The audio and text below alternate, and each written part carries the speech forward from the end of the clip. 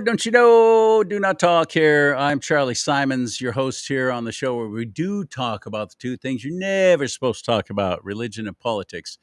One decides what life is going to be like here on earth, the other one decides what it's going to be like when you leave it. Maybe we should start talking more about it, not just during an election year. How about we get involved with primary elections, midterm elections? How about we start doing, as General Michael Flynn recommends, local action equals national impact. Get involved, is all I'm saying. Take your responsibility seriously as a citizen of the United States of America. How many people try and get out of jury duty, by the way? That's one of our civic responsibilities. How many people try and get out of that? I don't. I got kicked off a jury once because, as they were asking me, they were questioning, it was a child molestation trial. I walk in, the dude's got the whole Fu Manchu thing going on. I go, this guy looks guilty. I've already decided. And they're questioning all of us, right? The potential jurors. And they asked me what I thought about an adult expressing their love for a child physically. Interesting. Great wording there, barrister. Um, and my answer was, well, I'm a Christian. I'm a follower of Christ Jesus, and I believe in the sanctity of life. I even have a problem with capital punishment. I, I don't want to ask anyone else to pull that lever or to make that injection or to take that shot that I'm not willing to do myself. And they go, okay. And I said, however, when it comes to child molesters, I'll make an exception. Thank you, Mr. Simons. You're dismissed. Dismissed. And that's a true story. So, anyway, back to what I was actually talking about, and that is taking seriously your civic responsibility of voting. In California, a third of us claim, at least, to be Christian. Only about 40% of us are even registered to vote. Yeah. Please, fellow believer, and I pray that you are. And if you're not, send me a personal message. I'll tell you how to have the salvation and eternity promised to you through my Lord and Savior, Christ Jesus. I'll be glad to share that with you anytime, anywhere. Absolutely. Please take your responsibility seriously. We've been blessed with a nation where we get one vote. And if we actually turned out en masse, just Christians I'm talking to here, and we actually voted, we could turn this entire state of California around.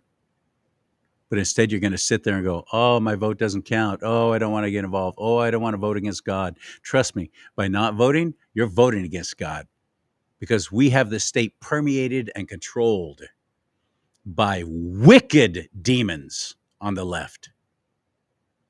And if you're not realizing that now, you're not paying attention. I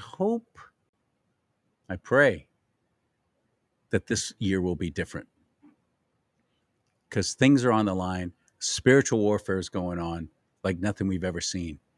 And if you do nothing, at least pray against evil.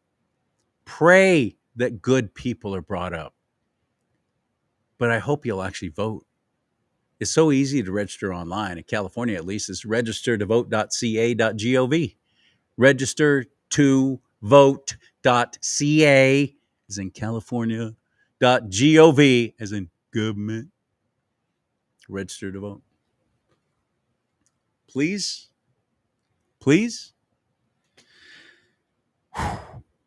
There are things going on. Thank you, Mike Staggs, in the chat room. If you don't vote, they will vote for you. You're absolutely right.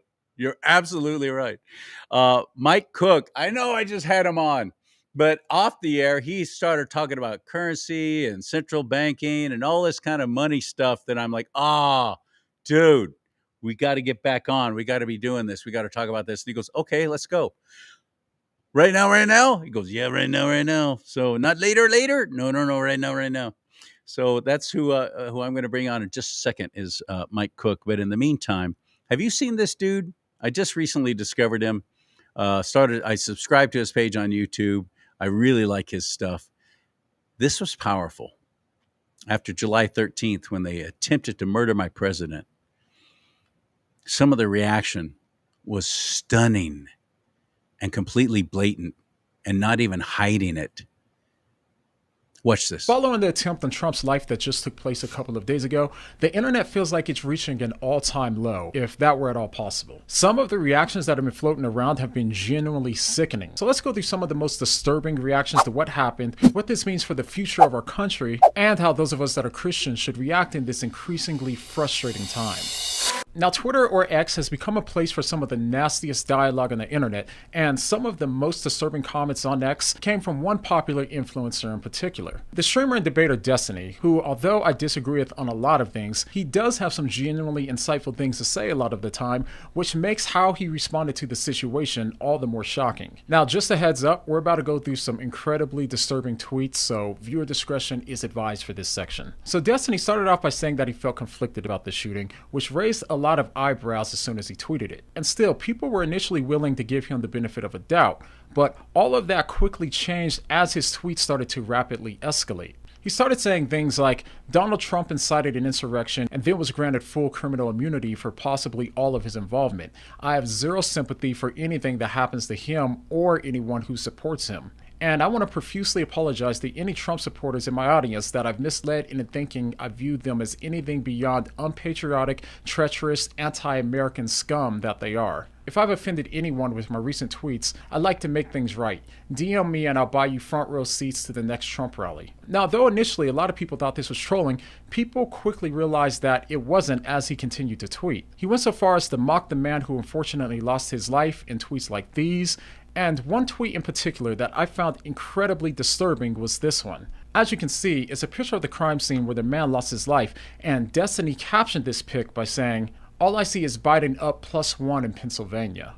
Now, I've seen a lot of stuff over the years on social media since I have to keep up on things for this channel, and this is one of the sickest responses that I've seen. And the reason why Destiny's responses were so shocking for people is because most of the conservatives that he's engaged with, even though they don't agree with them, they usually consider him to be one of the most reasonable progressives. So this made a lot of people wonder, what could have possibly caused him to respond to the shooting this way? Well, from reading more of his tweets, it's clear that one reason that he seems to be lashing out in this way is because when Nancy Pelosi's husband was brutally attacked with a hammer in his home, some of the same conservatives that are condemning violence against Trump were the same ones who mocked Nancy's husband for getting attacked with the hammer. This prompted Destiny to respond to the host of the conservative-leaning podcast, The Quartering, for being hypocritical about this entire situation. Destiny posted screenshots of the host, not only tweeting how he was disappointed that Nancy Pelosi wasn't killed when she was trending, but he also made tweets mocking the attack and insinuating the attack was a cover for her husband having gay intercourse. Destiny also justified his extreme reaction to the attempt on Trump's life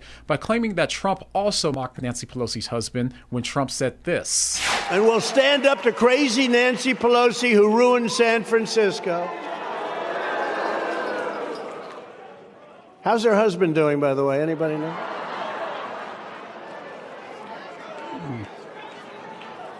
And she's against building a wall at our border, even though she has a wall around her house, which obviously didn't do a very good job. You know what, though? I'm going to stop this for a second. That wicked witch of the West made Donald Trump's life a living hell for 4 years. Fought him on everything, impeached twice for nothing, as he's trying to get things done, and he brought this nation back to life, especially financially. Never forget that. I'm not voting for a pastor. I'm voting for a president. I'm voting for a businessman who's going to be at the helm of the most tremendously huge, at one time successful business in the world. That's how government should be run, like a business. So this guy's making the comparison that was terrible. Donald Trump said those things, so on and so forth. Nancy Pelosi is wicked. I can't really blame him for harboring a little resentment. But clearly, if it's wrong when Trump mocks the victims of violence, then it's wrong when Destiny does it as well. There's still right and wrong no matter who you agree with or don't agree with politically. Now, I understand the frustration that people have over political disagreements on both sides, as things are getting incredibly crazy over the last few years, but there's simply no justification for what the Quartering or Destiny said in those tweets. Two things can be true at once. It's wrong to mock someone for being violently attacked, and it's also wrong to condone anything like an assassination attempt on an American politician. I don't care how much you don't like Trump's politics or Pelosi's politics. That should be true for anyone who appreciates the benefits of living in America. But I think you get the point, though. Why I wanted to show you that, first of all, is exactly how far we have fallen. How do you come back from that? How do we come back from this divisiveness? Is there a possibility of us ever actually coming together again? I think there is. First of all, if we take this oppression off of the nation, especially financially, everything that Trump did that gave us the most successful economy in the history of the United States of America had never thrived so much financially, business-wise, monetarily. But it was also improving and benefiting the rest of the world in tremendous ways. And you're going to fight against all that? That makes no sense to me. Unless, of course, your entire goal is complete and total control. Mike Cook, let's get him back in here. Let's do this again. And this time we're talking about just that, money. Hit it. Yep, here he comes. Riding his trusted steed through the Sierra foothills as he brings you the news. Oh yeah, oh yeah. He calls himself Charlie. What you doing, Charlie? Sorry, Charlie. Hi, Charlie. There you are. Look how cute you are. Yeah. Hey, Charlie. What's with the dark glasses? And now, here he is, a man of God, living in a world of Disney. Ow, Charlie. Charlie Simons. Charlie bit me.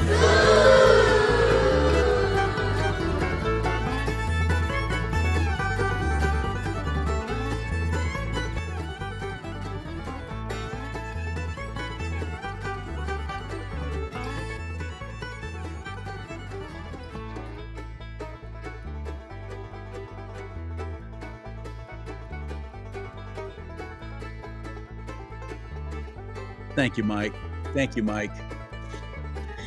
I caught that. He's doing that. I did it again. I put my mic on mute while the intro's running, and then I forget to take it off again. Where do I pick it up? 5, 4, 3. Here we go. Ladies and gentlemen, for your dining and dancing pleasure, let's get him right into the mix. Cut the music. Here he is, Mike Cook. What's going on, Bubba? I do it all the time. I'll go worst. mute the mic while video's playing because I got to sneeze or cough or something. I forget to put it back. I do it all the time. I hate that. And you know, it's a simple fix. You just wear headphones. But I wore headphones my entire radio career. I have my headphones in, but I can't hear myself in this headphone. I can just, this is to hear the videos or hear you. I don't hear myself. It's just the way my system's set up. So, hey, at the People's Convention, you met somebody there, didn't you? He happens to run a very patriotic company that makes all of his products in the United States of America. He's got like over 1,000 people working for him, over 100 products now on his online store. You met Mike Lindell, didn't you? Yes, Mike Lindell was there. Absolutely. That was awesome. That was really cool. I mean, we come around the corner, we're waiting in line because that was the day that President Trump was going to be speaking, and the Secret Service and all that stuff was starting to line up. And we wound up a line halfway around the building, but it was inside. Thank goodness it was inside. And that took 2 hours to get in. It was everybody crazy. getting wanded, everybody getting whatever frisked and felt up. And for some reason, I didn't get that particular Secret Service agent. I was very disappointed because there were some cute ones. They were about a foot shorter than the president, and they wound up guarding him and leaving his head fully exposed. But yeah, I don't think that was the same team. They were way the same way team? more. Oh, okay, I got you. No, it wasn't. Well, it would be Secret Service, wouldn't it? Because that was the president. He was speaking that night, and we wanted to get in to hear it happen. But anyway, came around the corner, and there's Mike Lindell, and I'm like, buddy, I'm talking to him like he's an old friend, and I get to be in. He's one of my affiliates, so I encourage you, please, to support Mike Lindell, who's had all of his products pulled off all the major box stores. Screw you, Walmart. Go online and purchase. Please buy something from him, and he'll give me half of whatever he makes off of your purchase. So, thank you, Mr. Lindell. Yeah, right. mypillow.com/Lee, mypillow.com/LEE. Did I ever send you that contact information, by the way? I I told you I was don't going know to. if you did or didn't. Hey, you need to check. Remember they were giving out this water at the deal. There it is. I got signed up with them. They're one of my sponsors now. So Oh, you're an affiliate with them. yeah, Very good. yeah. So there you go.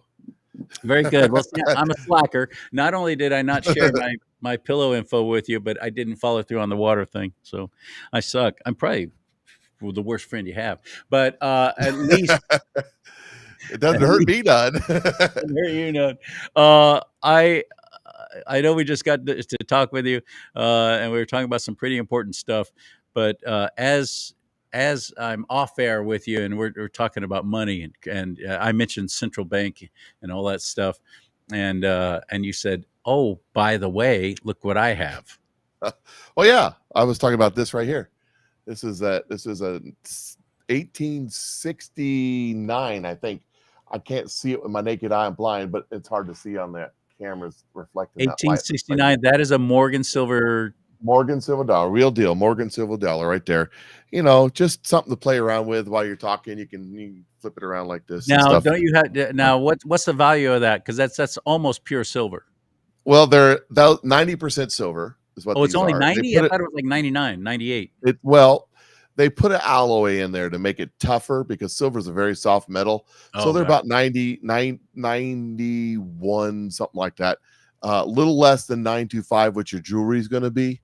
And the value of a Morgan silver dollar right now, where silver's, I was just looking, silver is trading at 28 something, 29 something. 29 an ounce. Okay.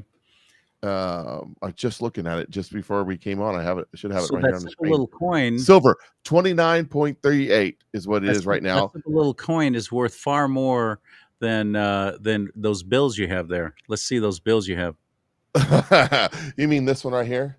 Uh-huh. The Federal Reserve note? No. Federal Reserve note. That one right there. Oh, it's not. Well, these are the same thing. The colorful ones. These are the same thing as the Federal Reserve note. Uh-huh. This is $6 billion in Zimbabwe money. $6 billion. And if you go to I'm going to give you a website called coinflation.com. Just type in coinflation anytime you want. Morgan silver dollar, calculate how much it's worth. It'll tell you. So silver content, I don't know if you can see that. Let's see here. Can you see that? $22.61. $32.61. Okay. $22. Oh, $22. $22.80. That's the silver content in a Morgan silver dollar. But if you were to go buy it somewhere, they're going to charge you a premium. So it's going to be somewhere around $30, give or take, depending on the premium that they have. That's basically that's I mean, so this is worth in silver 22 of these that tell you anything. Uh-huh. Used to be before 1963, and you carried paper money with you, right? It says Federal Reserve note, United States of America, $1. It's good for all debts, public or private. It says right on there. What's a note? Promissory note. Promissory note. It's a debt. This is a debt. That's what this is. For the government. For the government. This is a debt. Right. This is what happens when you hyperinflate your currency by printing too much debt. Okay. Back in 1963, you would get what they call a blue note. Today, the dollar would say on here, this guarantees that there is on reserve at the Fed somewhere. I don't remember exactly the wording. I don't have one right here in front of me. $1 silver redeemable on demand. Means you could take your blue note in, give it to the bank, and they'd give you silver. That used to be our currency. That used to be. It's not anymore. And here's an example of that. It's worthless now. My parents bought their house in Lancaster, California, just off Avenue I and 5th Street in 1963-ish. I don't remember exactly when. I wasn't around. I was born in 71. But they bought their little ranch-style home for, in the neighborhood, rough guess, $13,900. That would have been silver dollars because that's all there was. They sold their home in 2005 for $222,000. Pretty good, right? That's a pretty good deal. Went out here to God's country in Missouri, bought twice the house for half the money, and lived comfortably ever since. However, in 2005, silver was trading about $15 an ounce. You multiply 15 times the 13,900 that they bought this for. Guess how much that is? $220,000. Their house never changed in value to silver. It only changed in value to dollars because your dollars became worth less or worthless, however you want to look at it. In silver, their house was exactly the same. The only difference is the government made more money on taxes. So that's inflation, baby. That's an economic class. Inflation doesn't exist when you have a base currency that's based on something of tangible value. If you take a look at the inflation charts, and I don't have one to tell you to pull up, but if you go to the Fed and you look at inflation charts since the beginning of the country, they're flat until 1971, and then they go up. Richard Nixon. Well, it's all of them. So inflation didn't exist when we had a currency that was actually real money, not pretend money. This and this are the same. Yeah. This is backed by the good faith and credit of the United States of America. So if you really want to talk about money, there was an article today in the Daily, I don't know how to pronounce it, HODL, Hido, who cares? It's the news and insight for the digital economy. Anyways, Their headline, interest payment on U.S. national debt will shatter $1.14 trillion this year. That's the interest on the debt, eating up 76% of all income taxes collected. So when they take their money, their fair share out of your check, 76% of that goes to interest. And here's the thing. It says, I'm going to skip down here a little bit on this right here. It says that the interest on the federal debt was equal to 76% of all personal income tax collected in June. That's the Treasury's largest source of revenue, and 3/4 of it gets consumed by just interest. Does the Congress know? Do they even care? As he says. He says, Treasury now expects interest on the federal debt to breach $1.14 trillion this fiscal year. By the way, they're always wrong by a lot. If that estimate is anything like they're usually over-optimistic projections, he says, right, they're prepared for them be much higher. Now, in June, they did $140 billion in interest payment. You time that out times 12, that's $1.68 trillion in interest. We have a $4 trillion budget. That's nearly half of our budget going to interest by the end of this year. Just think about that. Nobody's talking about it. And here's the thing. I mean, there's very few on Capitol Hill that are actually even bringing it up and talking about it. And it's boring. People's eyes glaze over. They don't want to hear about it. They don't want to talk about it. Here's the thing. Understand, they based their numbers on yesterday. The problem is this is an ever-growing problem. You know, if you have a house and you have a adjustable rate mortgage and you just pay the interest on your adjustable mortgage, eventually you're going to have a problem. Well, that's where our government is. Eventually we're going to have a problem. See, We're spending $1 trillion. The government right now is spending $1 trillion every less than 100 days. And that's accelerating. It's like 90 days right now. In another couple of months, it'll be 80 days. And another couple of months after that, it'll be 70 or 50 or less days, maybe even every month. This is catastrophic world economic failure. And here's the thing. We're right there. Do you remember last year in June when it was the world was coming to an end? We were going to default. We couldn't pay our interest. We had to raise the debt ceiling. Do you remember that? Yeah. Last year in June, right at the beginning of June. It was, oh my God, what are we going to do? And my little Republican Party rolled right over. And they rolled right over. They didn't raise the debt ceiling. They eliminated the debt ceiling. By the way, that lasts through September. We have to do it again in September. But that month of June, we raised the debt ceiling to borrow money to pay the interest on the debt. We borrowed money to pay the interest. We took out a credit card to make the mortgage payment. This borrowing stuff really accelerated under Obama to cover anything and everything as he was doing his shovel-ready jobs, trying to turn this into a socialist utopia. And that's all that was. That's all that was, and he made it far worse. And then Trump comes in. A lot of that money that was spent was trying to rebuild the military, if nothing else, because the Democrats love to take money away from the military when they're in office. Oh, look, things are so much better. We've lowered the debt, and you've also emasculated our military.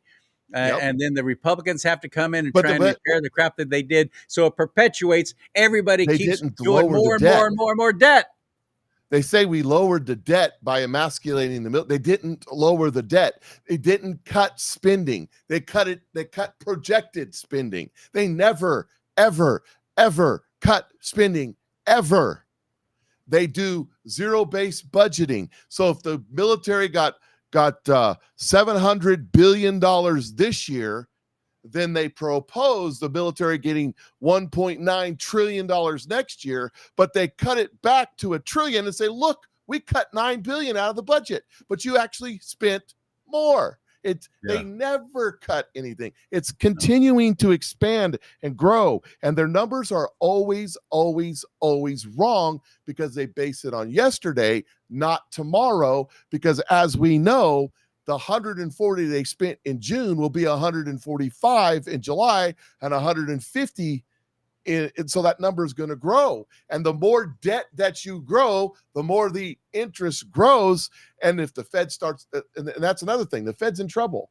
The Fed's in big trouble. The banks are in big trouble because if they lower interest rates, then the inflation kicks in again and we hyperinflate this economy. But if they don't lower interest rates, this debt cycle is going to continue to grow and grow, and the banks are upside down and they'll fail. Why are the banks upside down? Because during the Rona and all the times earlier, when interest rates were below 3%, 2%, 1%, they did the smart thing. Everybody tells you the safe play is to buy government bonds at 1%, 2%, 3%. This is what got Silicon Valley Bank, which is fine and dandy as long as you don't have to sell your bonds. You'll sit on them. You won't make as much money, but they'll eventually mature. You're good to go. By the way, there's $9 trillion. $9 trillion in debt bonds that mature before the end of this year. Just throwing that out there. So the bank's now sitting on a bond that pays 1.5%. Okay. The Fed raises interest to 5%. And you want to buy a bond. Which bond are you going to buy? You have $100, you want to buy a savings bond. Which bond do you buy? Do you buy the bond the bank is selling for 1.5%, or do you buy the bond the Fed's selling for 5%? Which one would you buy? 5%. Absolutely. So would everybody else. So what the bank has to do is that $100 bond, they have to discount it. They have to sell it to you for 80 or 75 or whatever it is so they can sell it. Well, they bought it for 100. Now they're losing money. Silicon Valley Bank did this. It showed up on their profit and loss for the month. All the investors went, whoa, they just lost $140 million. And guess what they do? Sell. And their stock went from $100 a share to $2 a share overnight. Gone. That's what happens with these banks. And that's why all of this, they can't raise the rate anymore, but they have to, because it's hyperinflating, and the only way to stop it. And they tell you it's not inflating, although the inflation rate has gone up every single month this year, December, starting in December. They tell you it's not going up, but it is. They leave things out like houses and cars and gasoline. And never believe anything that the government tells you is actual a dollar amount or a number. Ever, never believe that. Well, they lie. Like the state of California suddenly, oh my goodness, turns out we're actually 80. Remember I was bragging all the time about how much money we had. If I keep finding all these surpluses, turns out we're over $80 billion in debt. More debt than most of the countries in the world. I think it's far worse than that. I'm sure it is. I think our government is far worse than that.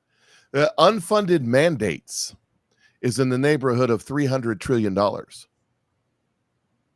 That's Social Security, Medicaid, all the promises we've made.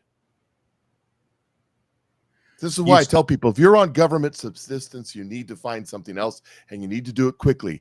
But I paid into Social Security. It's my money. We're $35 trillion in debt. We're actually $35.4 trillion in debt, growing every 100 days or so by another trillion. There is no money. But 76% of their income goes to pay debt. There is no lockbox with your name on it. It doesn't exist. I hate to hurt your feelings. I know you paid into it. I know you deserve it. Tough shit. It's not there. It's not. They've looted it. They've stolen it. The way the whole thing was set up was destined to fail anyway, because first of all, it was designed and operated by Democrats and socialists, and this was all FDR and Republican crap. Socialists. But hey, you know. And also it was many times same thing, huh? And same bird. It was the same bird, right? But it was designed for perpetual growth. It will work as long as we never ever suffer any kind of setback financially. And then you got the government coming in and robbing this and robbing that to pay for their other little pet projects to get you to stupidly continue voting for them because they gave you such great freebies.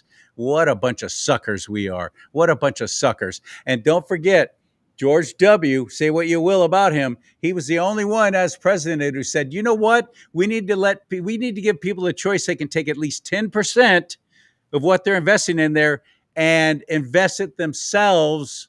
We'll get a list of things that will work well for you, hopefully, Lord willing. But you take a chance if you want with 10% of what we're taking out of your check, and you put it in a mutual fund or something else. Probably would have been BlackRock. But he tried that. And look what happened. Everybody freaked, including the media. He's trying to kill Social Security. Same crap over and over and over again. It was never meant to pass. He was just throwing out red meat like most Republicans do. Well, at what cost? I mean, it didn't help him. In fact, it hurt him in many ways. He got 2 terms. He didn't care. Okay. He's down there in Texas selling his paintings. He's fine. He's down there in Texas selling his paintings. Getting $440,000 $440,000 a year for the rest of his life. So screw you and your Social Security. Now, I'm going to give you a website. Type this in, see if you can pull it up. Are you ready? Okay. Write this down. Fred, F-R-E-D, Fred dot St. Louis Fed, all one word, STLOUISFED.org. So it's fred.stlouisfed.org/series, SERIES / all capital letters, RRPONTS. Wait. PON or TON? RRP as in pond, PON, T as in Tom, SYD. SYC. SYD as in dog. Oh, D. Okay, got it. RRPONTSYD. Can't reach this page. So I must have missed something. So Fred Scott dot St. Louis. Oh, wait. I missed something. Okay. Fred dot. No. St. Louis. You know what? I Fed. thought you said Scott. I No, put in dot. Fred Scott. I thought you said Dot. Okay. Fred dot St. Louis Fed.org /series /RRP as in Paul. Fred not zero. StLouisFed.org /series / all caps RRPON PONTSYD. Okay, I'm doing it right now. Okay. All right. Oh, there it is. Anybody else? Fred, Okay. economic data. Federal Reserve Bank, St. Louis. There it is. Okay. Want me to bring it up? It should open. Yeah, it should open up to overnight reverse repurchase agreements, Treasury securities sold by. One thing at a time. Don't be confusing me this way. One thing at a time. You know I'm horrible at this. Okay. Is it on there? Okay, there it is. All right, go ahead. Scroll down so you can see the graph. I'm pulling this over so I can No, for heaven's sake, what did I do? I don't know. I maximized it, and now I can't see my. Oh, I'm so. Well, unmaximize it. Sorry, and just scroll down a little bit. Once you scroll down, it's fine. We don't have to go any further. Okay, I can't even get it to move. I did something dumb. Yeah, it happens. I do it too. I keep this up constantly. I'm always looking at it. Curious. It's a big curve. It's a big curve. Starts about 2001. Yeah, if you take a look, you go back 2020. It goes back several years. It goes back like, I don't know, look here real quick. It's not letting me please scroll down either. Help me out here. Please. It goes back to 2005, before 2005. What this is, let me explain why you're trying to figure it out. It's the overnight reverse repurchase agreements, Treasury securities sold by the Federal Reserve, and temporary open market operations. That's the RRPONTSYD. Boy, that sounds like a whole bunch of mumbo jumbo. So I got it now. What did you want me to click on? I just want you to scroll down so you can see the whole graph. Okay, that graph right there. Hold on, let me pull overnight reverse repurchase agreement, Treasury securities. Okay, that's it. Right to perfect. Okay, so let's just make it a little bit deeper. I'm going to read this. It says reverse repurchase agreement, known as reverse repo or RRP, is a transaction in which the New York Fed, under the authorization and direction of the Fed Open Market Committee, sells a security to an eligible counterparty with an agreement to repurchase the same security at a specified price at a specified time in the future.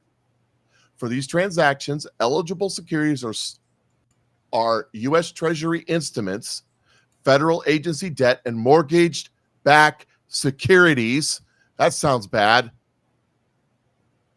And who are the eligible counterparties? They're all the major banks. They're foreign banks. Let's go back up there. I'm done with that now.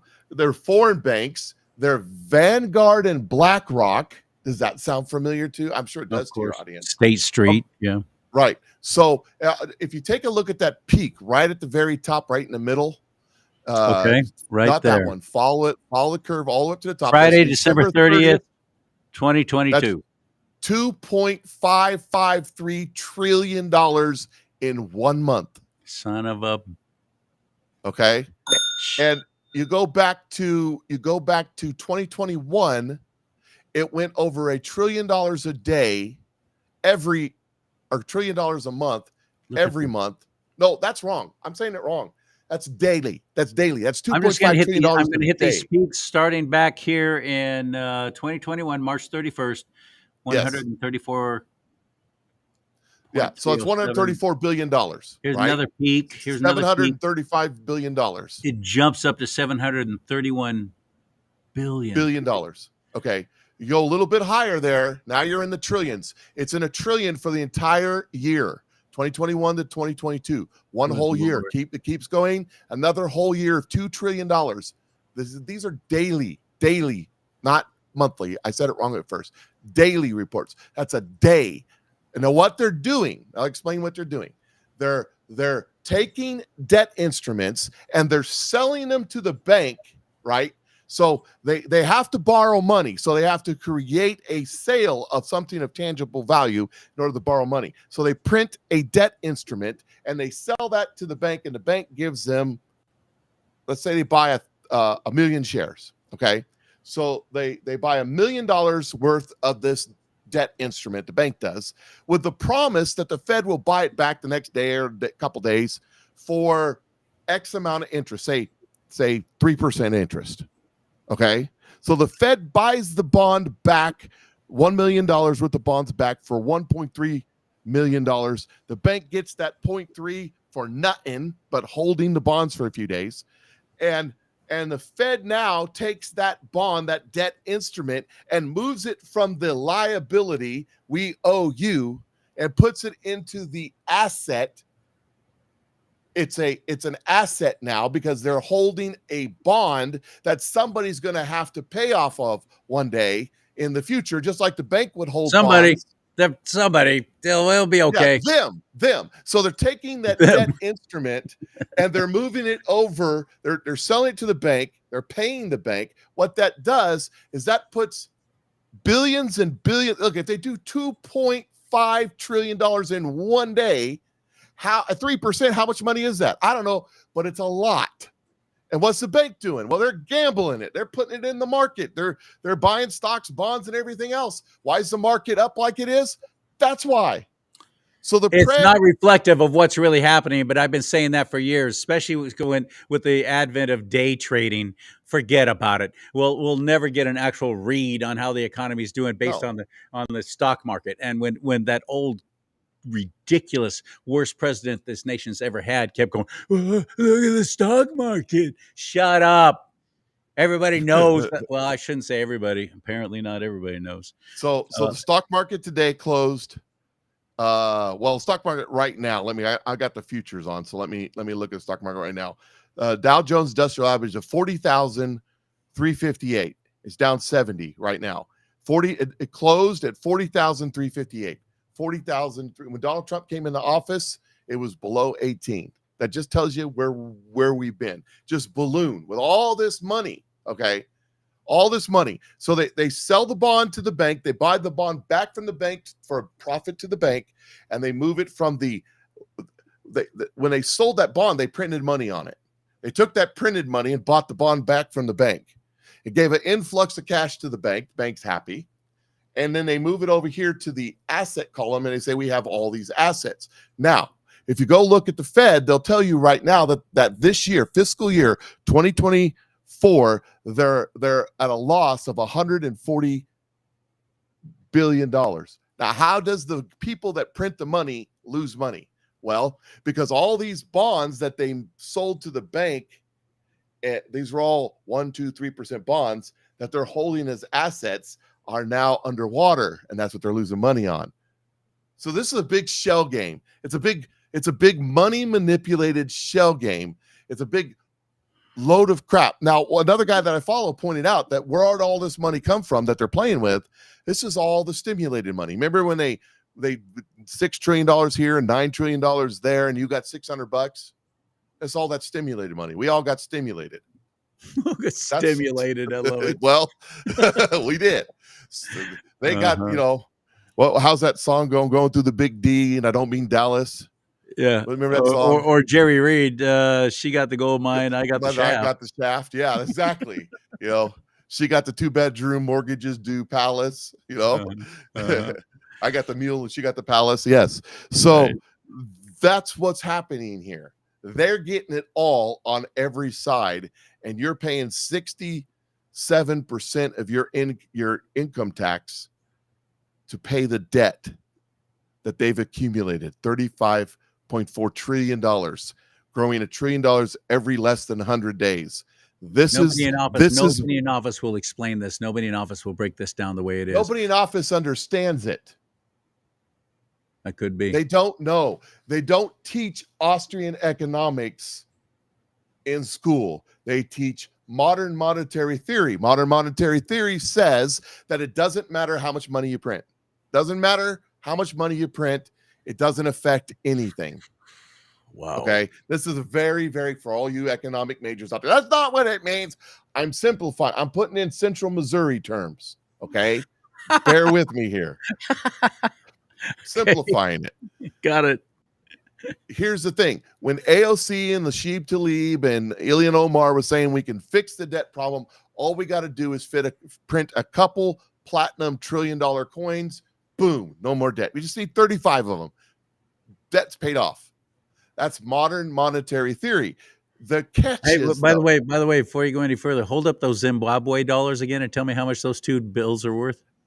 This is $6 billion. $6 billion. Yeah, how's that working out? How's that working out? This right here might buy me a package of bubblegum. Maybe. Holy crap, we've got some stupid ass people running the show, but who's to blame for that? So Zimbabwe, several years, it's been about 10 years now. They got rid of these. They scrapped this currency. They said it's no good. For every they said we're going to change to a new currency. We're going to use US dollars. And what we're going to do for every 4 quadrillion, a quadrillion is 1,000 trillion, a trillion is 1,000 billion, in case you didn't know. A billion is 1,000 million. You kind of see a theme here. So every $4,000 trillion you have in the bank, we're going to give you 5 American dollars. Woohoo! So I tell everybody that I'm a billionaire. I've got $6 billion. That's what Donald Trump's worth, by the way. Congratulations. 6 billion Zimbabwe dollars. Very good. And it's not even worth wiping with. I mean, it's just not enough there. But so you wanted to talk about the money. This is where we are. Okay. This is the table, the three-legged table missing a leg, stuck in the beach in Southern California in January when the wind's blowing, the tide's coming up. On top of that table is a house of cards, and on top of that house of cards is another house of cards, and the wind's blowing about 40 miles an hour. That's where we are with our economy. All it's going to take is one oops, and it all goes. You know what would be that oops, I think? And tell me what you think about this. None of this is by accident. This is not contrived and created by a whole lot of very stupid people who are completely inept. Yes, they're the ones that we have put in positions of power, but I don't believe it's being run by them anymore. Nope, not the economy. And this is world economic controlled central bank crap. Yep. And they are hell bent on New World Order, one world government, doing their father's work just as quickly as possible, for his time is short, ushering in worldwide economic collapse. And you've got to take down the kingpin before you're able to really accomplish that. And that's us. You've got to take us out. And you do that financially, it's all going to come together. That's going to be the catalyst for, well, we've got this whole central bank currency thing.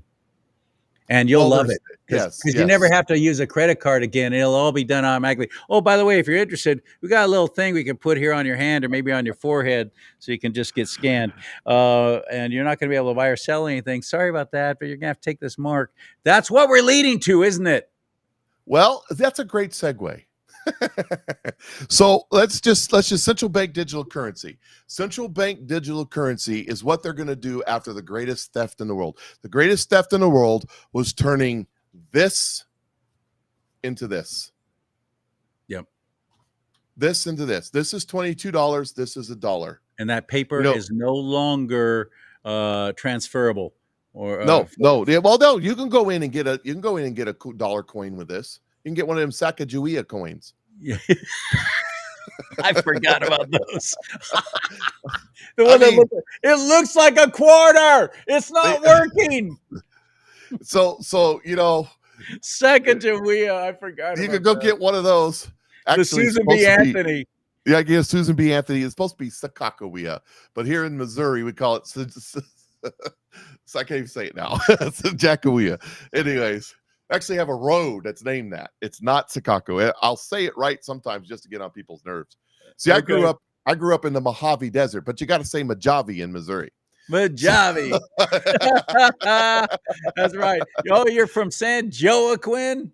That's in the If you middle of look on the California. map, if you look on the map in Missouri and you go down there towards Joplin, just south of Joplin's a little town right there on I-29 called Nevada. It's spelled Nevada, but it's pronounced Nevada. Nevada. Okay. And technically then Joplin, shouldn't it be pronounced Yoplin? If you're going to apply the whole California, everything with a Spanish surname to it. Well, no, because Joplin is a whole other story. Yeah, I know. That's after Scott I'm Joplin. trying to make a joke, but apparently at this late in the date, it's not working. So shall I keep joking? No. All right, I won't. So let's talk about, central bank will take care of everything. We have a whole lot of dumbasses that are being interviewed coming out of colleges going, what? I can just scan and I can get whatever I want. That's awesome. I'll never have to carry a wallet or a purse again. That's awesome. That's awesome. Well, that's central that's bank what they say. They're thinking it's a great idea. So it's an easy sell, isn't it? Central bank digital currency is going to be what Zimbabwe did. When the economy finally collapses, everything hyperinflates, and it's just done. We're now Weimar Republic, and many of you probably don't even know what I'm talking about. That's Germany between World War I and World War II. That's what made Hitler, by the way. And it turns into this. These turn into this. Then they'll come along with their central bank digital currency and tell you for every $5 quadrillion you have in the bank, we'll give you one central bank digital currency to be all on. It's all safe. It's wonderful. It's fine. But it's great. It's follow awesome. our ESG guidelines. Yeah, that's right. And then they got all the control they want. So they fleeced us of the value. Understand, where do you get these? Where do you get these? Bank, treasury? No, that's Dollar where you store General. them. Where do you get them? How do you make these?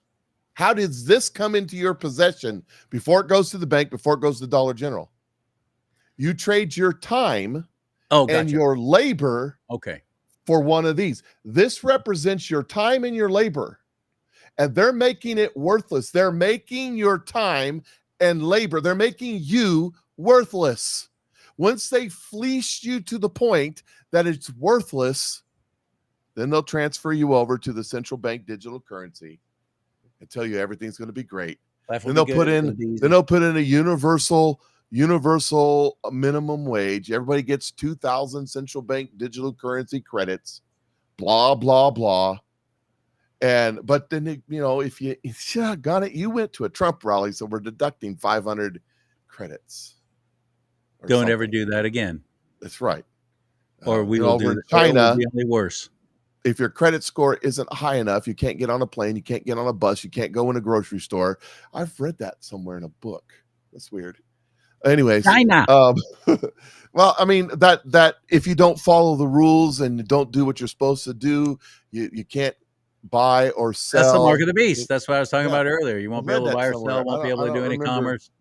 Yeah, the Bible. They got Neuralink with that thing in there to talk straight to your brain. That's kind of crazy. Then you got Google trying to set up the singularity that they're going to call the beast that they want to worship. They set up a 501c3. They're going to call it the beast. They're going to call it the beast. If the company that's doing it is a conglomeration with China, and it's called Skynet. Just say if you don't know Skynet, that's Terminator. That's if you want to know. Right. And I think they're punking us, but they're trying to create what they call the singularity, and that is where if they digitize enough, we're going down the rabbit trail. We haven't even got the CrowdStrike yet. No, in fact, I was about to try and segue to that. Well, I'm going there. We'll get there. That's all right, brother. All right, take the lead. So they wanted. This is Google. They've got a 501c3 religious organization set up for when the singularity comes. They believe the singularity will happen if you can get a fast enough computer and digitize enough information that they can load it all into this computer. So let's give me 23andMe. 23andMe was founded by the wife of one of the owners of Google. Digitizing your genome. That's Google why I've never Maps done has that. digitized the earth. I've never done that. I mean, I got a Me little. I neither. prayed for discernment. I asked for discernment. I asked the Lord for it, and none of that felt right to me. None of that felt. You're giving them your All DNA. You're giving them your DNA, and who are them? right. Well, it's now owned by Blackwalk, so that's cool. No, I'm sure it's not a problem. They just bought them. Oh, great! They've digitized every written word that is known to exist, every audio, every video, everything's been digitized and loaded into this singularity. Does that mean they have our shows on there too? they They have our shows on there. Yep, they've mapped all the stars, everything that goes, every communication, everything is captured. I mean, do you have a Google phone? No, I have an Apple phone. Same thing. They capture that data too. Doesn't matter. They put it all in this computer, and they think, this is the theory, if they can get enough information into a fast enough computer, it will become self-aware. And then it can make all the decisions for us like a god. This is where Yuval Noah Harari, who is the prophet to Klaus Schwab, said, we will no longer worship the God who made the clouds. We will worship the clouds we make ourselves, the digital clouds. This is exactly what he's talking about. So there's your mark of the beast. Then you take the neuronet type technology where they can implant a chip into your hand or your forehead or whatever, and it hooks up to your brain somehow. How does that work? I have no idea. But this is their ideas. And you have a sentient computer with all knowledge that has connected to all the computers and Wi-Fi and everything on the planet. We now have satellites that bathe our planet in Wi-Fi. You can get internet signal anywhere in the world. Yeah. So it connects through Wi-Fi to the main computer, the beast, through your Neuralink, and says, all Christians are bad. Kill all the Christians. And everybody goes, kill all the Christians. Kill all the Christians. You see how that works? Yeah. And then you won't even have to, you have to carry around your digital wallet. You won't have to do that. Just put your eye, put your fingerprint, put your face recognition. When you walk into the store, it says, welcome, Mike. You have 292 credits. That's how it'll work. It's going to be completely interfaced. You won't have to stop it. Are we able to stop it? I mean, no, because it's in the book. Because it's in the book. It's in the big book. Yeah. Now, is it going to happen today, tomorrow, the next day? I don't think so. I think can we delay it? Diana Anderson here wrote, they already said they're introducing the digital dollar in September. Okay, so it's not going to be forced upon us in September. The central bank digital currency is already in effect, but on the commercial side, in the bank-to-bank transaction side, it's already there. They're going to make it available on see, here's the step. We make it available. Then we encourage you. We're going to give you 2 credits for every dollar. And then we shove you. If you don't do it, you're toast. So right now it's going to be, oh, look how lovely it is. It's wonderful. And they'll be promoting it and all this stuff. But that's now. Hey, by the way, you know what you just reminded me of? There's a movie, and I love the movie, and unfortunately I'm not thinking of the name now, but it was about the transition that England actually went through with the euro. When they were encouraging these positive little sexy commercials of an old dude and some hottie who's like all over him, and he's going, turn your dollars in now, or not your dollar, your pounds in now, because they're going to be worthless come this point, and life's going to be so good, and we're all going to be together, and we're all going to grow together. And they sold it to everybody, and it was a bill of goods, and it turned out to be ridiculous. And thank God England woke up. So does Scotland and Ireland. No, we're out. We're out. Brexit. We're out. We don't want to be doing this anymore. The people spoke up. Is that going to happen here? Kind of like that, yeah. Kind of like that, yeah. So what do you do? Before we get to Cloud Strike, so what do you do? How do you do it? Well, where did I put it? I don't know where I put my coin. Oh, I lost there it is. You get something tangible that you can hold on to. You get something tangible you can hold on to, whatever it is. Do you know what dirty silver is? Dirty silver? Yeah. I'm not sure what you're referring to. A friend of mine said, get to coin stores and just tell them you want to buy some dirty silver. Anytime you have any extra money, just buy dirty silver. And all it is coins before, what was it, 1962, I think? 1963 or older, dimes, quarters, half dollars and dollars. Right. That's what this is. This is a 1869. Because as I've said with what's her name? Melanie Collette from Newsmax. She's a financial advisor I've had on the show many times. And I'm like, everybody's telling me to buy gold and silver. What the hell do I do with that? Am I going to pour out some gold dust in the scales in the bar that Festus is going to be trading for good? How do you do that? No. Well, gold and silver you would buy land with. That's what you would do with gold. You'd buy land with. See, land's another tangible asset. So I have a friend in the United States of America. And even here, they can take it away for the slightest little provocation, can't they now? Oh, eminent domain. We want to put a turtle farm there. I mean, but you can take this and bury it somewhere. And here's the thing. There was a cache of silver and gold coins from the Civil War found in Kentucky here about a year ago. Oh, wow. You want to know something about that silver and gold coins? They never changed their property. They were what they were. It never changes. 100 years from now, 1,000 years from now, 10,000 years from now, silver and gold will be silver and gold. It makes no difference. It doesn't change its property. It really doesn't change its value. Coins, if you're buying those silver coins, or if you can find some gold coins, because they used to make those too, those are tangible. Those.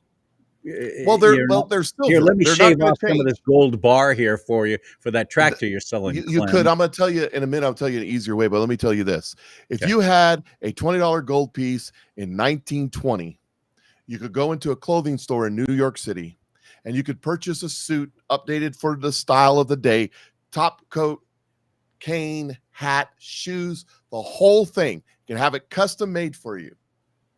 If you take that same $20 gold piece today and you go in the value thereof, and you go into the great-great-grandson of the person in 1920s in the clothing in Fifth Avenue, New York, and you say, I want a suit, that coin will buy you the same suit updated for style of today, the same suit. The suit didn't change its value. The coin didn't change its value. The dollar changes because that gold coin, that $20 gold piece is a couple ounces of silver, it's $4,000 or $5,000, or a couple ounces of gold. Excuse me, gold. Yeah, right. Gold is trading right now at $2,400. So 2 ounces, that's $5,000, just shy of $5,000. You see where I'm going with this? Yeah. So here's what you do. I personally, I can't recommend. I'm not a professional. I didn't play one on television. I didn't stay in a Holiday Inn Express last night. So you do you. I personally buy that's what you're talking about, pre-circulated prior to 1964 junk silver coins. That's my favorite. That's what I buy, especially, and I don't have any sitting here in front of me, dimes. Why? Because a dime is worth about $3. So if I want to go in and buy me a Diet Dr. Pepper that's $2.90 over at the Casey's, I can give them 3 of these things, or the equivalent, a dime, a silver dime. You see where I'm going with this? It's a very there's got to be a lot that's going to happen though before people are ready to barter like that, and I don't think your Casey's is going to. Well, let me tell you. I'll give you another perfect example. Okay. I've been buying gold and silver jewelry for years and years and years. I have a pile of scrap gold, 14K, 18K, 10K jewelry. I know what it's worth. I know about what it's worth. I had a pile of it. Before we went on our trip to Detroit, I needed some cash, and I said, I'm going to cash some of this scrap jewelry in. And I went down. The guy, that friend of mine, owns this pawn shop, and he says, why don't you come down and bring some of it to me? I'll give you a good deal. I said, okay. So I know how much it's worth. It was melt, meaning taking it and melting it down, turning it into a bar. It was worth about $2,000. The gold that I had, the pile. It's all broken jewelry. I can't retail. Anyways, I took it down there. They offered me $600. I told them they were hiring 10 hippies, and I left. I called up another buddy of mine who buys gold and silver to tell him, do you know what these dudes do? He says, how much you want for it? I said, well, I'm looking at about $2,000. He says, yep, that's weight. Yep, that's right. That's what my figure too. I said, where you need to be? He said, about 50. I'll give you $1,500 for it. Makes me a little money. I said, done. And I went and cashed it in with him. So my point is this. I have that pile sitting there. It's doing nothing. It doesn't take up any oxygen. I don't have to feed it. I don't have to worry about it. It just sits there. But when I needed the cash, I took it and found a pawn shop or a trusted friend or somebody. There's people that will buy it. And I turned it into these so that I could go up and go to Applebee's with you in Detroit. Does that make sense? Yep. So there's, That was good. That was actually a dang good meal. And let me add one more. very Let me cheap tell you one Long more Island iced story. tea, by the way. Long Island iced tea was only about $3.50. I couldn't believe it. Let me Yeah, tell you one more story. go ahead. So I have a friend that's from Ukraine. And when he was a little boy, he was in the early 90s when the Soviet Union collapsed. They had rubles. It was Russian, Soviet Union rubles, and it collapsed. His uncle came in and says, you need to take they didn't keep their money in banks. They kept their monies in bundles under the floorboards in trust banks. None of them do. And so he said, you need to take your money, you need to turn it into something else, and you need to do it now. It's going to collapse. So his uncle went out and bought a bunch of old junky cars that ran, old Russian cars, piled them up in his yard. And my friend's dad didn't do anything. Then the ruble collapsed and became worthless. They issued new currency. So he's sitting here with this brick of cash that's worth nothing. But the uncle bought 30 some odd cars. And maybe he paid $1,000 a piece for the cars under the old currency, but he can only get $250 a piece for the new currency. But you see, it's still worth one car. You see what I'm saying? So he transferred the wealth of the one car from the old currency to the new currency. That's what this is. This is kind of like what most financial advisors always tell you to diversify. Don't put everything in stock. Don't put everything in this one thing. You diversify. Don't put everything So in if you cash. take a big loss in something else, you'll at least have some over here. That kind of sounds like that, doesn't it? It's kind of like it's actually more a store of wealth. You see, because when the car was only worth 250 in the turnaround, well, everything else was cut by down to a quarter. So your eggs would cost you 20 rubles, now only cost you, 5 rubles. You see what I'm saying? So everything readjusted to be what it was worth. We're not ready to go through that, are we? And none of us. Smart people like what you need to do is you need to find some place to store your wealth. Don't put it in cash. Keep it out of the banks as much as possible. I always tell people this is what my rule of thumb is. You need a couple weeks worth of cash on hand in a safe place, your sock drawer, under your mattress, in your safe, your gun safe, wherever you keep it. Why? Because if you wake up Friday morning a week ago or last Friday and you go to the ATM and it's not working, what do? Which is what happened to millions and millions of people around the world on Thursday and Friday. And I've been saying this, it didn't affect me because I don't use the cloud. I don't trust it. I'm that old guy who goes, no, I want to be able to hold it, maintain it, put it in my digital hard drive, which is easily erased and ruined. Right. But the point is, I don't trust the cloud. So I didn't really know. Plus, I was at that convention anyway. I didn't realize the impact of what had happened. You're Millions talking about of people. This is CrowdStrike, right? Which, by the way, the name alone is disturbing enough. What the heck is a CrowdStrike? Oh, wait, but we ain't got there yet. So millions of people woke up and couldn't use their bank, couldn't access their bank accounts. Airlines were down.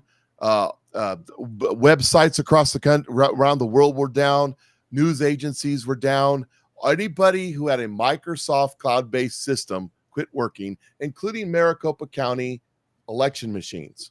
Ooh. Well, I thought they weren't connected up to the internet. What are you talking about? Evidently, I guess, in this particular case, they are. They're connected to the internet through Microsoft applications through CrowdStrike.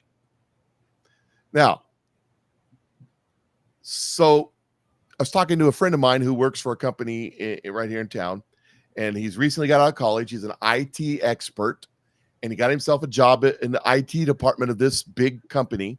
He said he has over 85 computers that went down because of this. And he spent all weekend, all day, all weekend trying to get everything back up and running. He said it was a nightmare. He said, he said, you know what this CrowdStrike does? And I said, what do they do? He says, well, they're internet security, they're web hosting and cloud-based services. But one of the things they do is I don't know if you've seen their commercials on my Telegram page. They had a commercial during the Super Bowl with I've never even been on Telegram. with a Trojan horse up at the gates, and CloudStrike's there like, nope, they're bad. They're a bad thing. And so that's what they're saying. They're internet security. They're protecting you.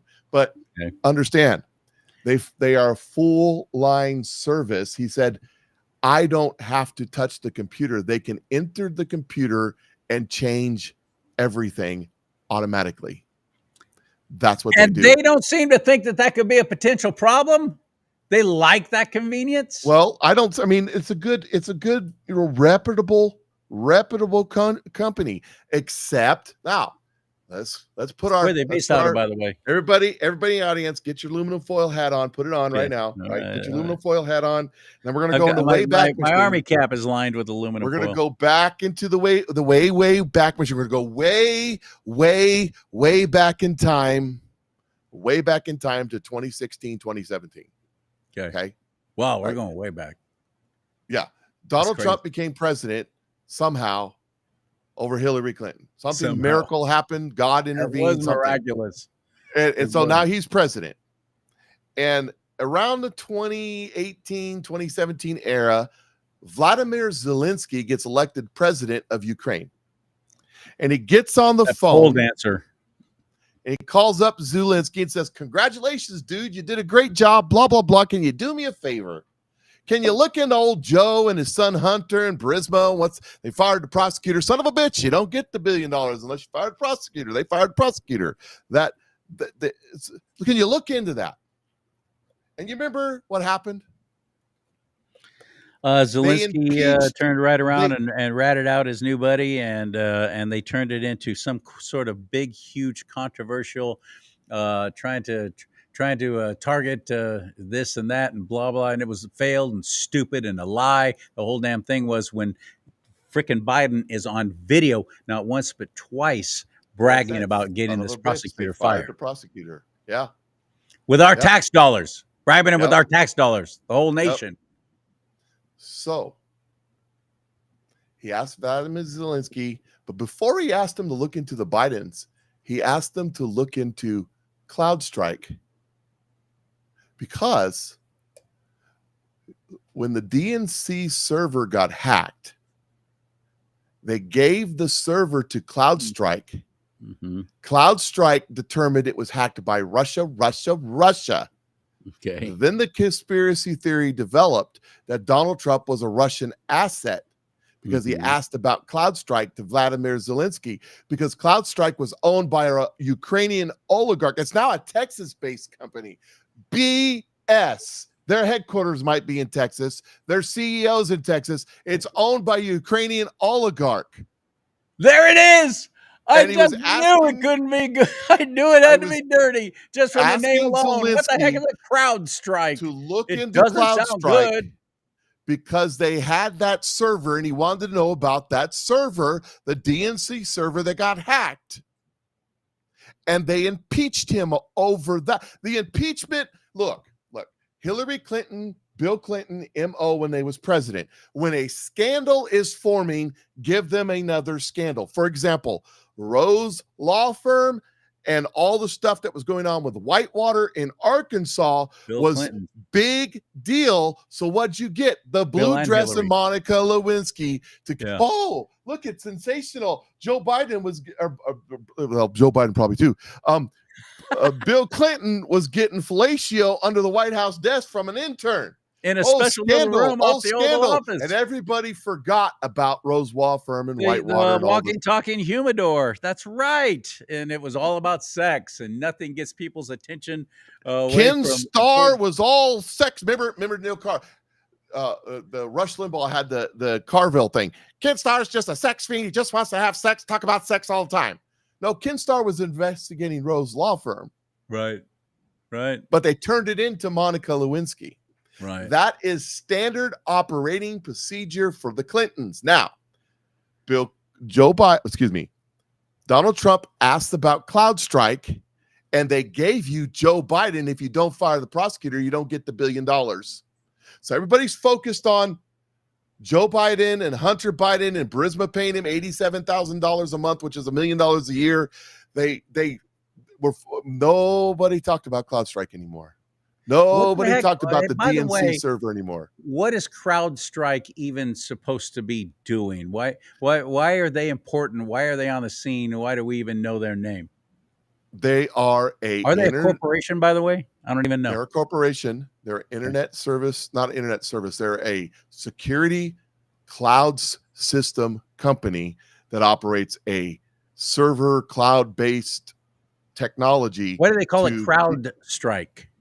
CROWD. It's cloud strike, not It's CrowdStrike. CrowdStrike. That's a different company. That's a sister company. It's Oh. CloudStrike. Okay, oh, I got you. I got what you're saying. Okay. And so understand the DNC was not hacked by the Russians. It was an inside job. It was Seth Rich. He gave it to WikiLeaks. WikiLeaks started leaking the DNC servers. That's where we get all the Podesta stuff.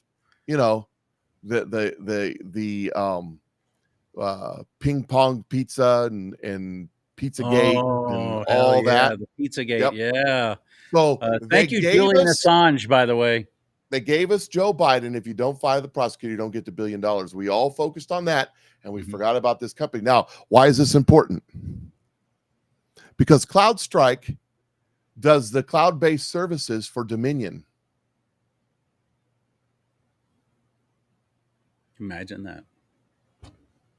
Maricopa County, when this went down, Maricopa County's having a primary right now, and they're in early voting. For those who don't know, by the way, for those who don't know, that's in Arizona. That's where Phoenix County, is. That's the biggest population group, kind of like San Francisco and Los Angeles is controlling everything that happens here in California because of their sheer size. Done in 2020. Same with Maricopa and Arizona, yeah.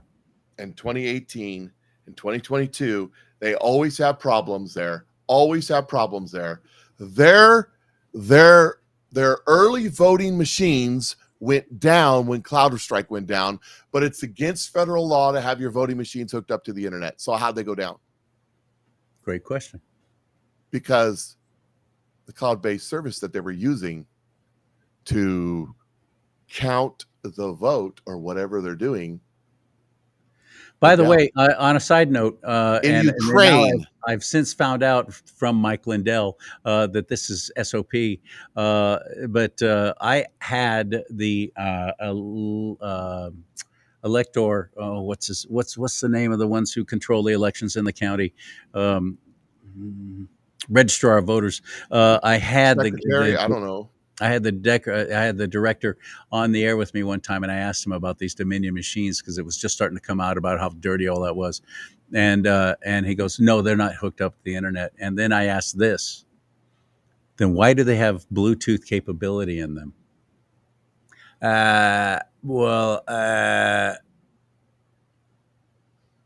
you can Bluetooth on over to a certain type of server to get you on the internet. Yep. They're not supposed to be hooked up to the internet at all, but they are. Nope. Yep. But they are. Yep. And this CloudStrike is smack in the middle of it. Smack in the middle of it.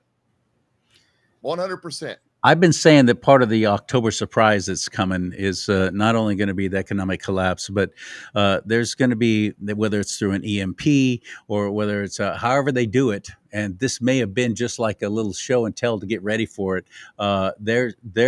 We're going to lose everything. We're going to lose the grid. We're not going to be able to even get money out of an ATM. We're not going to be able to get anything. Your phones are not going to work, or nothing's going to work. Nothing's going to work. Nothing's going to work. They're trying to get rid of AM radio. AM radio is the only last thing that has coverage and range that if they have a generator, they can stay on the air. And I learned this in 1989 of the big earthquake when I was in the city in the Bay Area. I was there. And the only radio station that had a generator went on the air, and that was KGO, 810 AM.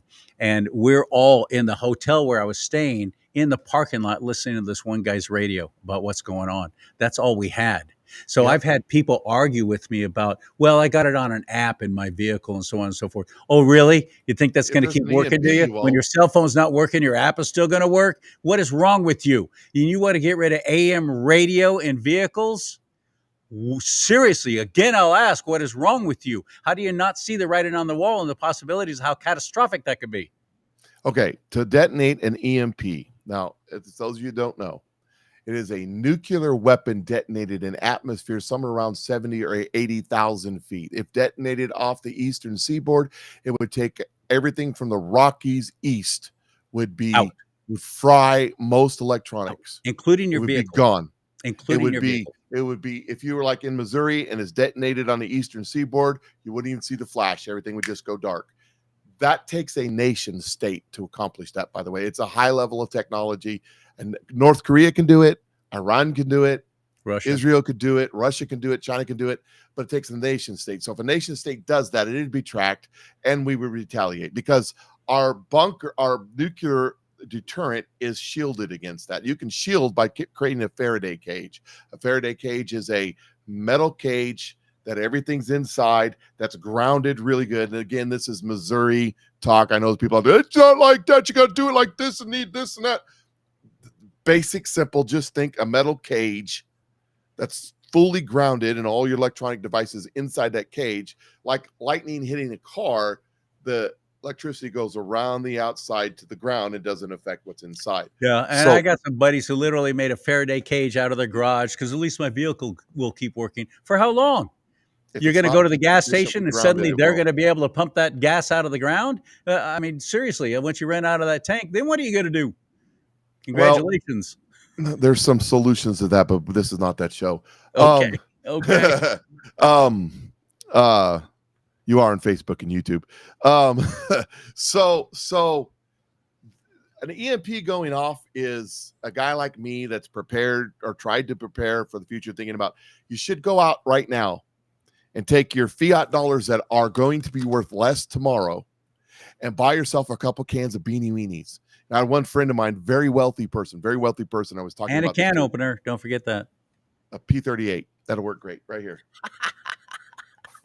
P38. Those that know what I'm talking about right here. Mobile. Here's a can opener. Doesn't take electricity. There it is. That's a military issue right there. So, she said, "Oh." I said, what happens if you wake up and it's a bank failure across the country, economic collapse, and they have a bank holiday for a week? No debit card, no ATM, no way of accessing any money, nothing. You can't do anything. What do you do? And no way of getting it fired back up again, by the way. Well, I'm just talking about an economic collapse. I'm not talking about an EMP. Because the more likely we'll have an economic collapse and I'll have a week-long shutdown of the banks while they take a haircut off all your accounts. By the way, that's in the Dodd-Frank bill, that they can come along. Your money's not yours, it's the bank, and they can come along and seize as much money out of your account that they want to make themselves solvent. Yes. That's but the FDIC will protect you, right? Okay. There's a $240 billion in the FDIC. We are $35 trillion in debt. There's $900 trillion in banks. There's $490 quadrillion in derivatibles, which are your mortgage-backed securities and stuff like that. Yeah, the FDIC can't touch it. If it collapses all the way, it's gone. So take your fiat currency, go buy yourself a can of Beanie Weenies or 2 or 3, maybe a bottle of water. Look, prepare for a day. Have enough money to last. Have enough to last a day. Then prepare for a week. Have enough to last a week. Then prepare for a month. It's just repeating. A day 7 times is a week. A week 4 times is a month. A month 12 times is a year. And you have this stuff set aside. So you're prepared. Here's what I'm talking about, though. You need to be prepared for this is probably highly more likely to happen.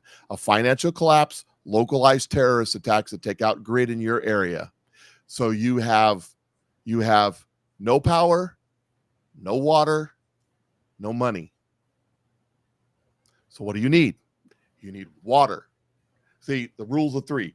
3 minutes without air, 3 days without water, 3 weeks without food, 3 hours without shelter. I forgot that one. So you need to take care of air, shelter, water, food in that order, and protection. Because if you can't protect what you have, somebody else will have it. So you need to go get a couple cans of Beanie Weenies, a couple gallons of water, whatever. You need to have a week, In my opinion, this is what I do. It's just my opinion. When I talk about buying food and stuff, I can say that. But when you start talking about money, you need to have a week or two, whatever you're comfortable with, cash money on hand. You didn't have to pay your mortgage, your gas bill, your electric bill, all that stuff because it shut off. So that you could have money when everything's shut off and you go to the grocer and the grocer's got no power, but he's got some meat there. You can give him your money for the meat so you can eat it tonight. You see what I'm saying? Mm-hmm. That makes sense? Because he's got to get rid of it one way or another. Oh, let's think of one more thing too. Let me throw this out there. And I know because it happened to me. I had about $1,000 worth of meat and fish in a freezer. Went away for about a week. Again, it was the Take Back Our Border thing. In fact, I was down SoCal. Came back, the freezer had quit. And every single thing in there was ruined. So anybody who says, "Oh, I got all kinds of food in my freezer," really, what's going to run that? Shelf-stable food, whatever that is. Can of Beanie Weenies. That's why I said it's got to be non-perishable. By the way, it doesn't have to be Beanie Weenies. Buy something you'll eat. That's a joke on my show. I say it all the time. You don't want to be standing in line at Walmart during the collapse when everybody's fighting over the last can of Beanie Weenies. You want to be sitting at home, cracking open your last can of Beanie Weenies, laughing at them. I'm just saying. Okay. So, and now the reason I say 2 weeks or so of cash, because if it lasts longer than 2 weeks, no one's going to take your cash. That's where you need alternatives. That's right. Like this. Right. It's very likely it won't last that long. It's very more likely that an event will occur where the banks collapse, the currency collapse, they have a bank freeze, and they wrap something back up afterwards in a short period of time. That's more likely. And they'll be introducing the whole central bank. Yes. Digital currency. That's highly possible. So, but an EMP could happen. When I talk about this, I actually do have I go around and teach on this. I call it the anything event. You want to be prepared for anything. If you live in Florida, you want to be prepared for hurricanes. If you live in California, you want to be prepared for earthquakes. If you live in the Midwest, you want to be prepared for tornadoes. Things happen. Be prepared. See, it's better to be prepared than paired. It's better to act instead of react. That's why they say prepare. The federal government says you need 3 days. The federal government says that. So anyways, the cloud strike is all tied in with everything, and they're nefarious, and they control everybody's computers that has a window-based system that's in the cloud. Remember we were talking about the singularity, controlling everything, central bank security, you can't access anything if you don't have permission. It already exists. It's already behind the scenes on your computer right now. It's already there. That's what CloudStrike is. Not to mention the voting stuff, not to mention some other nefarious stuff. So, and what do you say to everybody who on my side of the fence say, "Oh well, Donald Trump's going to be president. He's going to stop all that. He's not going to let it happen." Really? He wouldn't even get sworn in until January of next year. How's he going to stop all this if they're planning on pulling this? What they're trying to do is they're trying to create a financial collapse under Donald Trump. Yeah. They're trying to manipulate that happen. I don't believe that's going to happen. Should have never voted for Republican. Look what happened. I believe, now again, I talk about, on my show, I talk about religion, politics, and prophecy. I believe that there's prophecy. Like Kim Clement said, don't trust in the stock market, but watch 20,000. I believe the stock market is going to correct down below 20,000. It's at 40,000 right now. It's going to go down below 20,000. That's what I believe. I believe it's going to be worse than the Great Depression, but shorter than the Great Depression, because you will have Donald Trump at the helm, who'll do the one thing that any government should do in a situation like this: get the hell out of the way. Exactly. Hands off. Get the hell out of the way. The American people will take care of it. You see, back before we had all the Fed and we had all this government intervention, we had all the ABCs, companies would come, they would grow real big, they get real bloated, the correction would come, and they would collapse. And then a company would buy up the remains and do what they were doing or do something else with it and repeat the cycle. They're trying to manipulate the normal boom and bust business cycle. You see, people who have positioned themselves make money on the boom and make money on the bust. You can make J.C. Penney started during the Great Depression. Henry Ford kicked off in the Great Depression. It was a little earlier, but he really started going during the Great Depression. Sam Walton during recession. So I'm just off the top of my head, but there's several other companies that started during the Great Depression and grew huge. So a whole lot of them during the Second World War. This is scary as heck. I think that Mike has given us all the best advice possible. You got to worry about you first, and you got to worry about your family. And he's completely right. You need to at least 30 days worth of food. I would recommend more if you can. I could maybe last a month with what I have right now, and that's not enough. But here's another thing that nobody ever thinks about. You need a minimum just to drink of a gallon of water a day. Forget anything and everything else. But how hard is it to store water? There's one place that you have at least 50 gallons, and that's in your hot water heater. Turn off the power to that and let that water cool off, and you'll at least have, a month worth of water for a family, maybe in the water heater, because that's always staying, at the top. It's always refilling itself. That's one possibility. If you have a little wherewithal and you think that something's coming, fill up your bathtub as quickly as possible. Anything else you could think of with water. You're not going to be bathing. It's not going to be pretty. Invest in some baking soda based talcum kind of powder to try and keep somewhat fresh with that. But everything that we know and rely on right now. And people are like, "Oh, I'll just go to the store." No, you won't. You won't. You won't be able to. You don't understand. You better be taking care of your home right now. And he's right about protecting, because when people are hungry, even your neighbors who have not planned accordingly are going to be coming and trying to take what you have. There's a whole lot more to all of this to try to get into in a few minutes, but you got to think about, if the trucks stop rolling for whatever reason, we can put in whatever reason you want, strife, social unrest, financial martial law, your grocery store has 3 days. And that's if people aren't looting it. And they will loot it. Oh, one thing that happened after that 89 earthquake, by the way, that I was in, went to a store to try and get anything I could think of that I might need, because we had no idea how long all the power was going to be out throughout the entire Bay Area, and it was.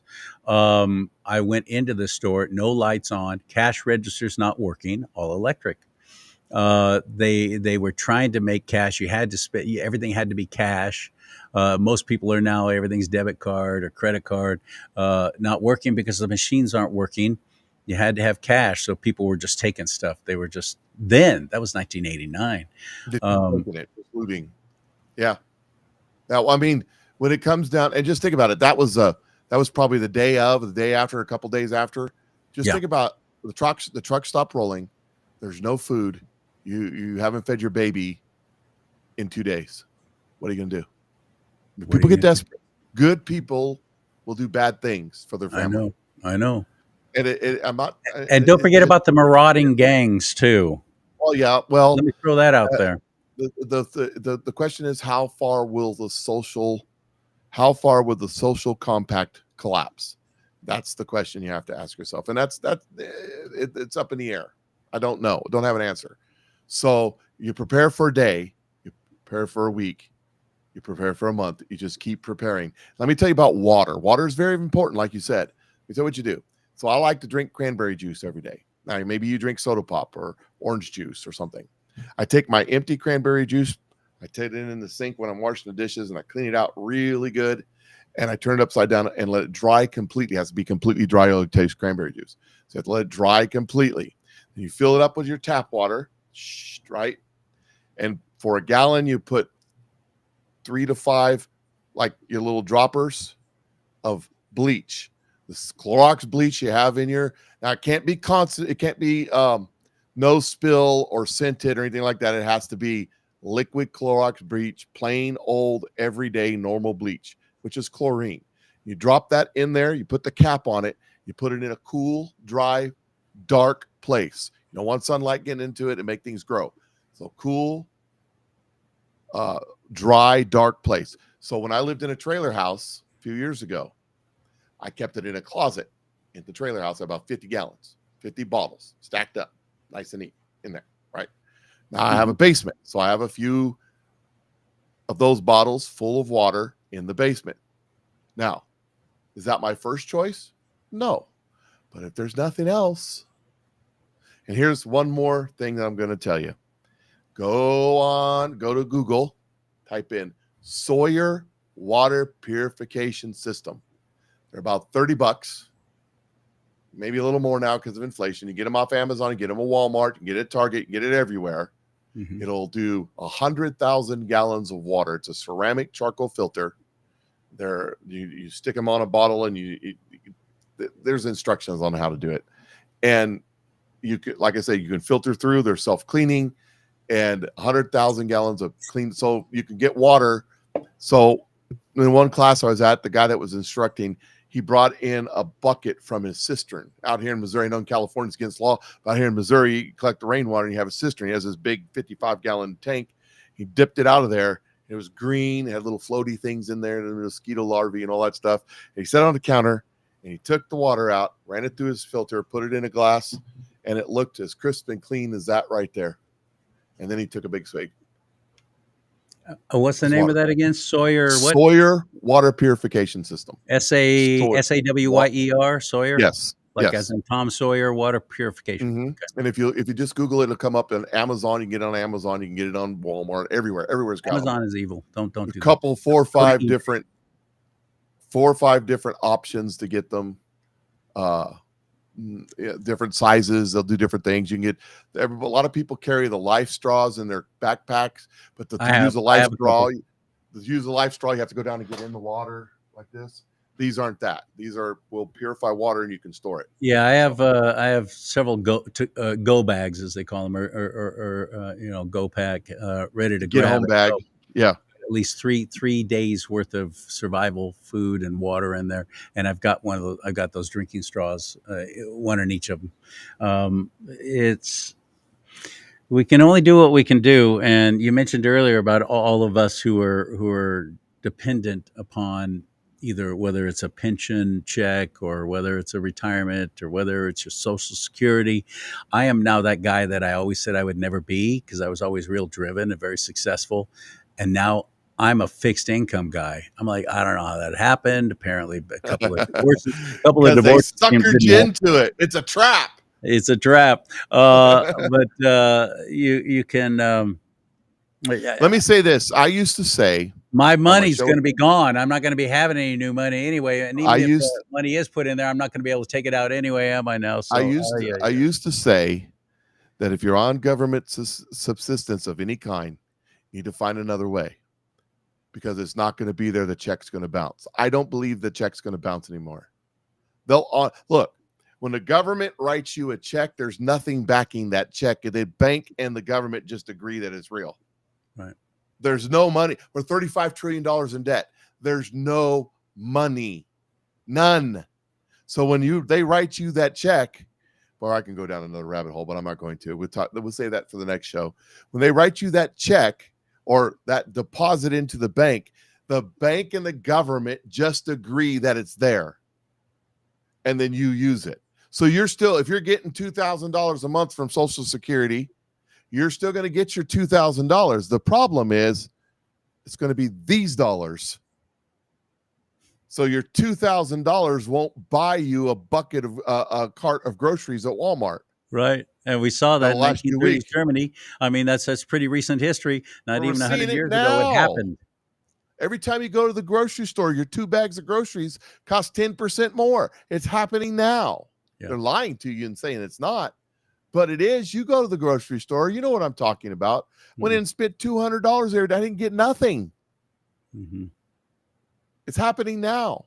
And if you're on your fixed government income, that check will continue to come because the bank and the government will agree that it's real, but it won't be worth anything. That's the problem. If you're scared now after this little discussion that we had, and believe me, there was a time in my life. My intention is not to scare you. Yeah, That's not my intention. it's not the scariest to educate you and at least get you thinking about possibilities. That's what this is all about. But it can be very, very frightening, especially if you're a single parent. Man, I feel sorry for single parents, like what it was with my mom and my brother and me. Uh, we were already we were a welfare family. You know, I can tell you all kinds of stories about that great canned deboned chicken. But Oh yeah, the I, cheese, I the actually had powdered milk. the cheese, the block of cheese, Oh yeah, well, we went through it too. You know, and the powdered think milk. Yeah, about that for a minute. Think about that for a minute. I Back in wish the I day, had back in some of that that time, now. you go to the government store and you got the surplus cheese and the surplus ham and the surplus chicken and all that stuff, the can, that's how welfare worked. Now you get a promise and you go to the bank and you go to the grocery store, and the grocery store and the government agree that that's worth money. You That's get worth your Zimbabwe dollars. right. And it's completely fabricated. It's completely fake. They just the bank, the grocery store, and the government all agree that card you swipe has value. That's it. That's all it is. If one of that system, somebody decides that don't agree anymore, Poof. If I can offer you this encouragement, though, turn to the Lord now. If you haven't yet, turn to the Lord now. This is the most important time in your life. I would hope that you would give your life to Christ Jesus. Through him, there is eternal life and salvation and redemption and forgiveness of sin. And he will give you a peace beyond all understanding. Not only that, but if you read the book of Revelation, the Lord promises that he will protect and sustain his people. So I don't want you to turn to the Lord just because, oh, Charlie and Mike said that everything's going to collapse and we're going to have nothing. And what am I going to do? I know I'll turn to the Lord. I hope you do it for more than just that. But if that's the catalyst for you, let it be. Pray about it. Ask the Lord for some discernment, some wisdom, and some understanding, and get that done. Get that done now, while we can, because as Mike will tell you, that peace beyond all understanding that he promises there is no value to it. You can't assign a price to that kind of peace. When everyone else around you is freaking out and losing their minds, you're going to have that peace beyond all understanding. It's real. So yeah, that's true. I You got to think about it. You got to but think about it this way too. How long are you going to be here on this planet? 70 years, 80 years, 90 years, 100 maybe, max. How does that compare to eternity? You are an eternal creature. You have a soul inside of you. Preach it. You're going to go one place or the other forever. Mm-hmm. And this is your time to pick that place. And not picking is a decision. Mm. Good point. And the itty bitty, minute, itty bitty, microscopic amount of time that you're on this planet compared to 10,000, 100,000, 100 million years from now in eternity with Christ, or in hell without Christ. So all this stuff that's happening, CrowdStrike, Kamala Harris, Joe Biden, is so insignificant that it absolutely doesn't matter at all. Whether you're wealthy or you're poor, if you have abundance or you have nothing, it's only temporary. Compared to eternity, it's not even temporary. It doesn't exist. Right. I know, but I'm suffering only for a season. And then you cross over to the other side. Yep. Man, dude, what a show. That's fun. I don't get an opportunity to talk about that stuff all the time because I'm covering everything else. Once in a while I'll do a show on that, and there's so much more, but I'm passionate about, you need to have something other than dollars. Dollars have their place. I have some too. I got my little money clip right here that I was picking those dollars up. I got it right here. See, this is my. But you need to have something else to store your wealth, because they're going to take it from you through inflation. So, thank you, buddy. Yep. Thank you for your time. Thank you for coming back on with me. Stuff. What's that? We didn't even cover the tip of the iceberg with that cloud strike stuff. So you got to look into that. So that's so tied into everything. It's ridiculous. It's going to blow your mind. This stuff's about to break forth. Everything's coming together. It's orchestrated by God. It's about to be revealed. That God's going to pull back the veil, and everything's going to be exposed. I said this before. Watch the DNC convention. Watch the DNC convention. Big things are going to come out of the DNC convention that you never thought you'd ever see. There you go. That's good advice. Write that down. Put the date on it. Mike said that. Right on. And you'll find Mike on all your usual social media platforms except YouTube. The Patriot. Yeah, well, I'm on YouTube now too, but I don't promote them. I only do little short videos over there, clips, some other stuff. Well, you've been on all this time. You've been on all this time right now on my channel. So yeah, well, that's probably going to hurt. We'll see how long they keep it up. It's funny. It's funny on YouTube. I'll have a video that has one view, 20,000. One view. The little shorts. It's like it's a subject matter. They don't want you to. It's crazy, stupid, stupid. We're being shadow Patriot. Sure. Patriot Mike Cook on Rumble. Patriot Mike Cook on Rumble, 8:30 every morning, Monday through Friday, unless something's going on. And Central time. But if you come on later, it'll be there and you can watch it. So it's on there forever. So great shows. Got shows. I did a whole show on prophecy about a week ago. That one's fantastic. We talk about all this stuff on my shows and then some. So, all right. I sure do value you. Thank you, my friend. Appreciate it. You guys have a good one. I don't know if it helps you, by the way, to think about spending money at My Pillow, but if you do have some disposable income, I'd appreciate it because you'd be helping this show. MyPillow.com/Lee, MyPillow.com/LEE. My middle name of Lee can get you up to 75% off American-made products. Owned and operated by a true American patriot, Mike Lindell. MyPillow.com/LEE. We've given you a lot to think about. I hope it'll prompt you to some action and that you'll do the right thing come this November and that you'll actually vote, get registered if you're not already, and pray. Pray against evil. Pray for salvation if you don't know it, if you don't know Christ Jesus as your Savior.